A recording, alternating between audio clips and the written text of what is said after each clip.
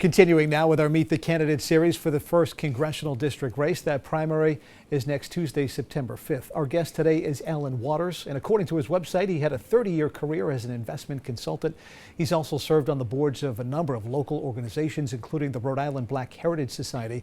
The father of 5 is one of the many Democrats in the crowded CD1 primary that is quickly approaching, and by quickly approaching, I mean September 5th, next Tuesday.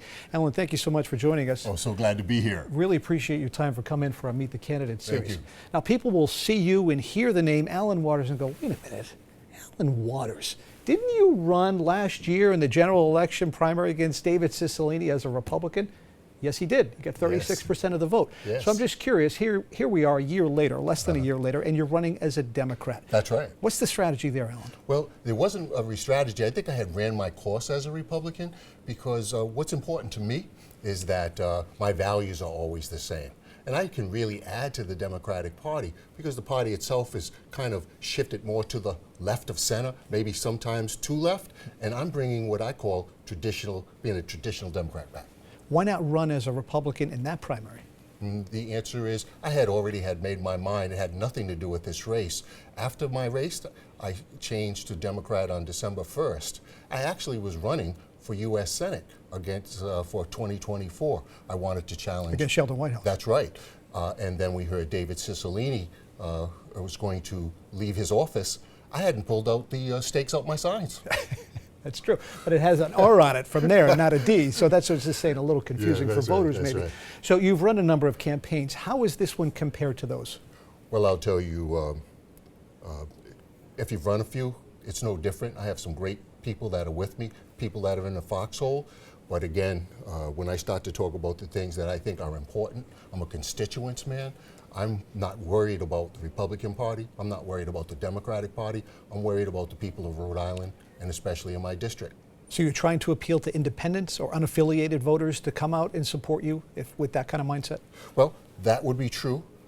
But I don't have a statistic for you, but when you think of Democrats, there's still plenty of moderate to moderately conservative Democrats, but they've been pushed aside by the more progressive wing of their party, but they're still there. And that's the good thing about Rhode Island. Democrats are diverse as Republicans are diverse. So I hope that Democrats, if they want to go back to what Democrats used to be, that's where you vote for Alan Waters, because we need to save the party and bring it back to the center. Now, Alan, when you're out on the campaign trail, what are you hearing from voters as to what they're most concerned about and how it aligns with what you'd support?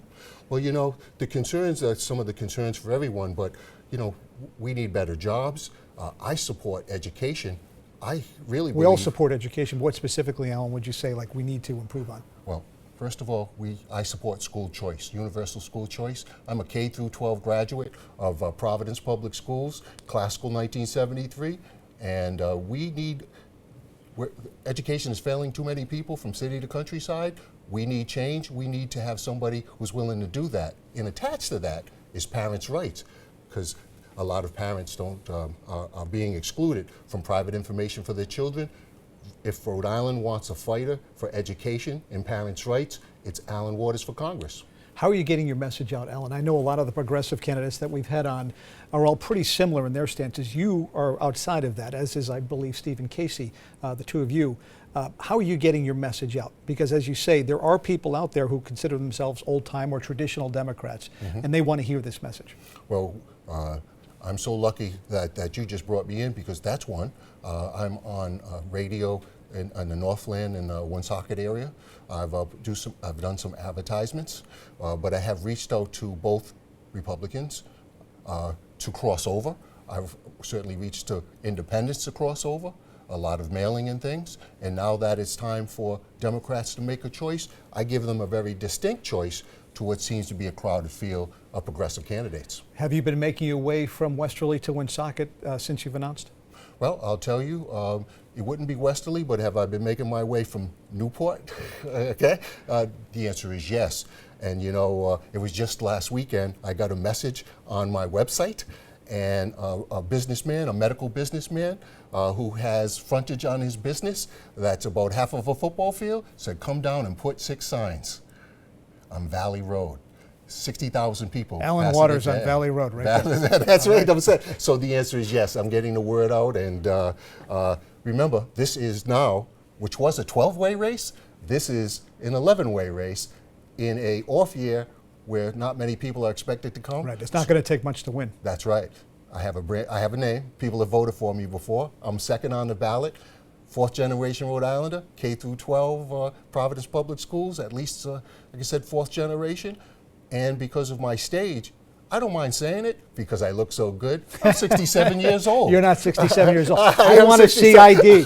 I want to see ID. 67 years old. Well, and that means for all of those who are listening at this time, I want to make sure that our Social Security and Medicare are secure. Well, he does look great for 67. There's no question about that. We'll end it there. Alan Waters, thank you so much for your time. Thank you very much. Wish you the best in your race. I appreciate it. Thank you.